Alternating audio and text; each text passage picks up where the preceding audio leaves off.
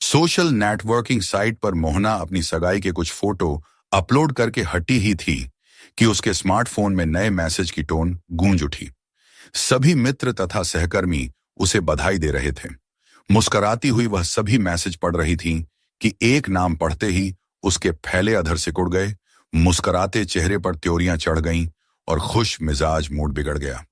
फिर भी उसने बधाई का उत्तर दिया, धन्यवाद गोपाल, मुझे तुमसे यही उम्मीद थी। एक बार को दिल किया कि गोपाल को अपनी फ्रेंड लिस्ट से निकाल दे, लेकिन रुक गई। पिछले 3 वर्षों में गोपाल ने कोई ऐसी हरकत नहीं की थी। आज भी अन्य मित्रों की भांति बधाई दी है।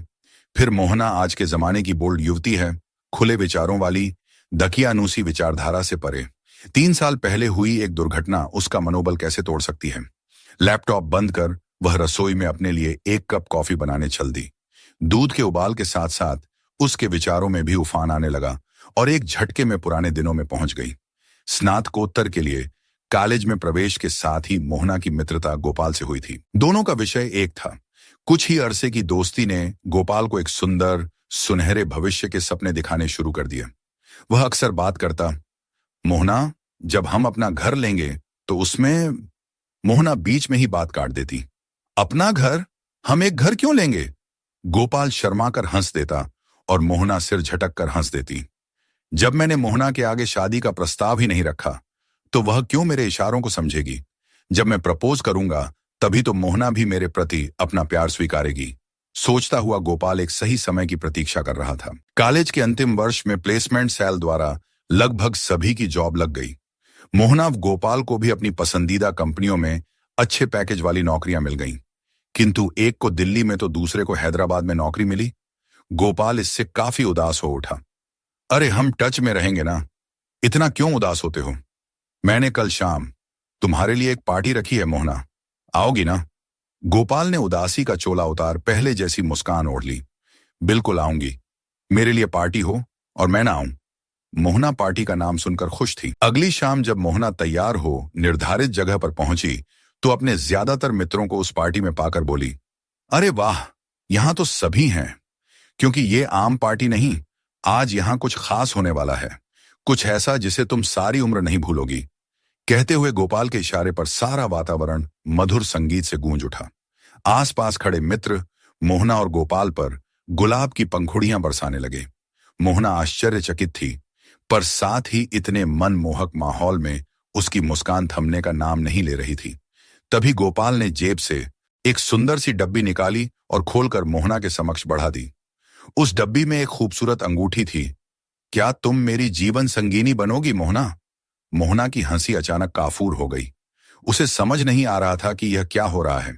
जिसे वह अपनी नौकरी मिलने की खुशी की पार्टी समझ रही थी, वह तो दरअसल गोपाल ने उसे प्रपोज करने हेतु रखी थी, वह भी सबके सामने।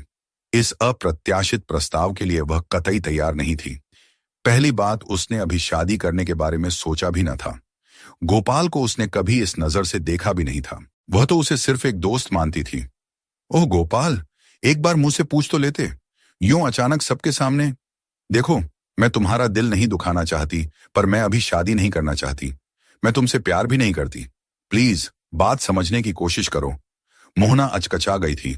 वह गोपाल को किसी भी गलतफहमी में नहीं रखना चाहती थी। उसके इतना कहते ही पार्टी में हलचल मच गई। चारों ओर खुसफुसाहट सुनाई देने लगी। गोपाल को अपनी बेइज्जती महसूस हुई। सब मित्र अपने अपने घर रवाना हो गए। मोहना भी चुपचाप चली गई। कुछ दिन बाद मोहना हैदराबाद चली गई और वहां नई नौकरी ज्वाइन कर ली। उस शाम से आज तक उसने गोपाल से कोई बातचीत नहीं की थी। नए शहर और नई नौकरी में मोहना खुश थी। मोहना को इस ऑफिस में अभी 1 हफ्ता ही हुआ था कि एक सुबह अचानक ऑफिस में प्रवेश करते समय उसने गोपाल को रिसेप्शन पर खड़ा पाया। अरे गोपाल, तुम? हाँ, किसी काम से हैदराबाद आया था, सोचा तुमसे भी मिलता चलूं। तुम्हारी कंपनी का नाम पता तो मालूम ही था। अच्छा किया। कैसे हो, कहाँ ठहरे हो और कब तक? होटल मयूर में रुका हूं। यदि शाम को तुम फ्री हो तो आ जाओ, 1 कप कॉफी पिएंगे साथ में और गपशप करेंगे दोनों। गोपाल के इस प्रस्ताव पर मोहना झिझकी। हाँ, मैं आऊंगी, मोहना ने झिझकते हुए कहा। शाम को मोहना होटल मयूर पहुंची। वहीं के रेस्तरां में दोनों ने कॉफी पी। कुछ हल्का सा खाया ही था कि गोपाल ने पेट दर्द की शिकायत की। मेरी तबीयत ठीक नहीं लग रही है मोहना, मैं अब कमरे में जाना चाहता हूं। मोहना गोपाल को छोड़ने उसके कमरे तक गई। कोई दवा है तुम्हारे पास या मैं जाकर ले आऊं? मेरी दवा तुम हो मोहना, कहते हुए गोपाल ने अचानक कमरे का दरवाजा बंद कर दिया और मोहना को घसीटकर बिस्तर पर गिरा दिया। ये क्या कर रहे हो गोपाल? क्या पागल हो गए हो? मैं तुम्हें साफ तौर से बता चुकी हूं कि मैं तुम्हें नहीं चाहती, फिर भी तुम। गोपाल अपनी सुध-बुध खो चुका था। मोहना की बातों का, उसकी चीखों का उस पर कोई असर नहीं हुआ। उस पर तो जैसे फुतूर सवार हो गया था। वह मोहना पर टूट पड़ा और उसकी अस्मिता भंग करने के पश्चात ही सांस ली। मोहना का रो रो कर बुरा हाल था। एक पुराने दोस्त के हाथों इतना बड़ा धोखा। उसने कभी सपने में भी नहीं सोचा था कि गोपाल उसे इतना आहत कर सकता है। शारीरिक वेदना से अधिक वह रोष अनुभव कर रही थी। मना करने के बावजूद उसके अपने मित्र ने उसके साथ छल किया। मोहना का दिल कसमसा उठा। रात काफी हो चुकी थी। मोहना अपने संताप को स्वीकार चुकी थी। गोपाल चुपचाप एक तरफ बैठा था। अचानक गोपाल उठ खड़ा हुआ और कमरे की एकमात्र अलमारी से फिर वही अंगूठी वाली डब्बी निकाल लाया और बोला, अब तो मान जाओ मोहना। और वही अंगूठी मोहना की ओर बढ़ा दी। ओह, तो तुमने ये सब इसलिए किया ताकि मैं कहीं और, किसी और के पास जाने लायक न रहूं? मुझे तरस आता है गोपाल, तुम्हारी संकुचित सोच पर। ऐसी हरकत करके तुम किसी लड़की को जबरदस्ती पा तो सकते हो, लेकिन उसका दिल कभी नहीं जीत सकते।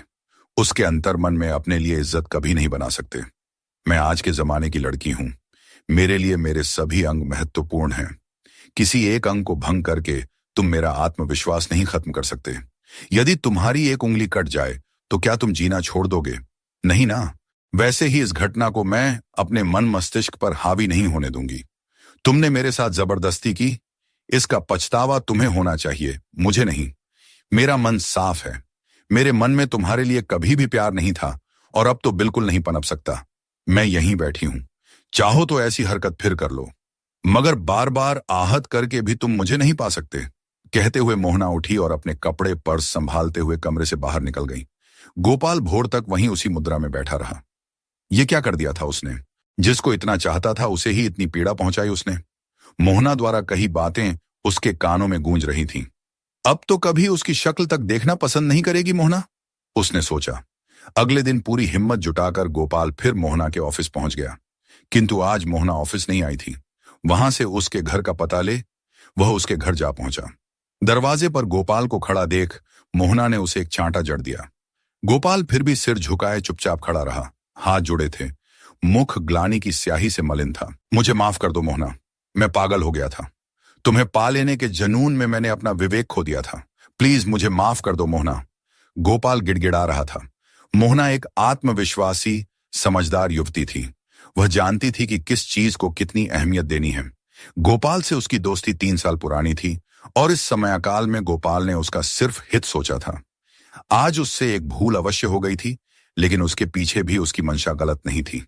यह उसकी मूर्खता थी। मोहना ने एक शर्त पर गोपाल को माफ कर दिया कि अब जब तक वह नहीं चाहेगी, दोनों एक दूसरे से मिलेंगे भी नहीं। गोपाल ने भी शर्त मान ली थी। गोपाल, तुम्हारे मन में मेरे लिए जो भी भावना रही उसे मैं विनिमय नहीं कर सकती और यह बात तुम्हें सहर्ष स्वीकारनी चाहिए। इसी में तुम्हारा बड़प्पन है। मोहना ने गोपाल को विदा किया। कॉफी बन चुकी थी। हाथ में कॉफी का मग लिए मोहना टीवी देखने बैठ गई। अपनी शादी पर पूरे 3 वर्ष पश्चात वह गोपाल से मिलेगी। गोपाल ने कहा था कि उसकी शादी में अपनी गर्लफ्रेंड को भी लाएगा।